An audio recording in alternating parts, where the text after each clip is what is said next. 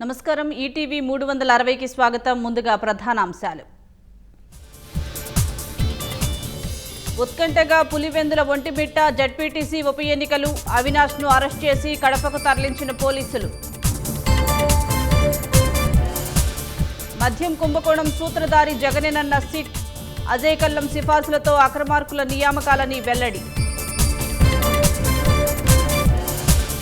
లక్షల్లో ఆదాయం చూపి కోట్ల విలువైన భూములు కొన్న కేటుగాళ్లు. మద్యం ముడుపులతోనే స్థిరాస్తి పెట్టుబడులని తాజా అభియోగాలు. సమస్యలను ఆర్టీజీఎస్ ద్వారా శాస్త్రీయంగా విశ్లేషించాలన్న సీఎం. వాట్సాప్ గవర్నెన్స్ను ప్రజలకు మరింత చేరువ చేయాలని ఆదేశం. అధునాతన సౌధంగా సిఆర్డీఏ కార్యాలయం. ప్రారంభోత్సవానికి తుది మెరుగులు అద్దుతున్న కార్మికులు. బంగాళాఖాతంలో అల్పపీడనం ఏర్పడే అవకాశం. వచ్చే 5 రోజుల్లో భారీ వర్షాలు కురుస్తాయన్న వాతావరణ శాఖ. రష్యా ఉక్రెయిన్ శాంతి ఒప్పందానికి రావాలన్న మోదీ. తాజా పరిణామాలపై జెలెన్స్కీకి ఫోన్ చేసిన ప్రధాని.